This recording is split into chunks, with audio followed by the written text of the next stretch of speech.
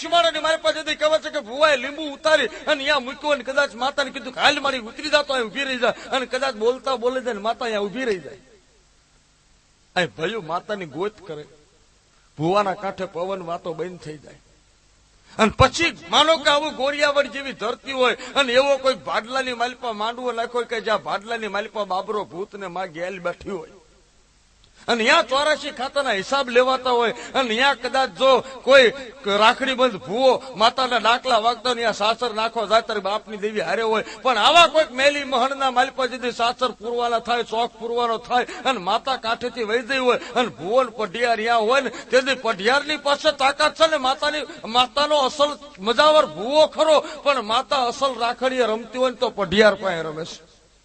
આ સાંભળી લેજો, માતાનો ભૂવો કળનો ભૂવો ખરો પણ માતાનો અસલ વ્યવહાર છે ને ખાંડું જેના હાથમાં છે, જેના હાથમાં ખાંડાનો વ્યવહાર છે, માતા અહીંયા રમતી હોય છે. અને જયારે કહેવાય છે કે બરોબર ચાતરનો ચોક પૂરવાનો થાય અને ભૂવો વાવણું વાળવા ગયો ને ત્યાં માતા મૂકી દીધી ને કદાચ આંકડે ફુવા જાય અને જો કોઈ મેલું ઝપટિયું લાગે ને ભૂવો ઉભો ન થઈ શકે તેથી પઢિયારમાં એટલી તાકાત હોવી જોઈએ બાવડું ઝાલીને કહી દે કે હાલ ઉઠ બાપ, હજુ બાપની દેવી મારી પાસે રમે છે, હાલ તારા બાપની દેવી બેઠી છે, મારા બાપની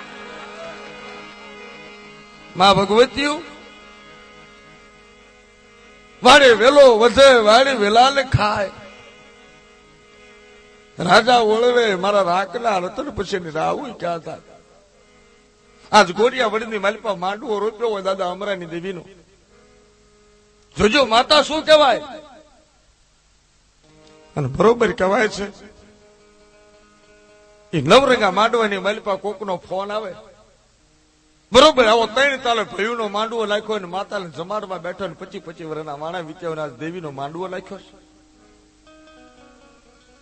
અને બાપની દેવી જમવા બેઠી હવારના પિયાલા પીવાના હોય, રાતે માંડવા નાખવાના હોય. એવું બન્યું હતું સતાણાની માલિપા સમૂહ લગ્નનું ટાણું હતું અને દેવાભાઈ જેથી કુંમરખાણ જતા અને માર્ગમાં થવાની તૈયારી એક્સિડન્ટ થાય, ગાડીનું ભટકાણ અને તેથી વાહકો નાખી જાય. બસ મારા દાદા અમરાની દેવી મને અધવચ્ચે રાખીશ અને તેથી બાપ 7 વર્ષની બાળકી બની જાય ગાડીને થપાટ મારી નાખી દે બાપ અને તેથી મારાને કહેવા છે કે રેઠા મૂકી દે મારા બાપ.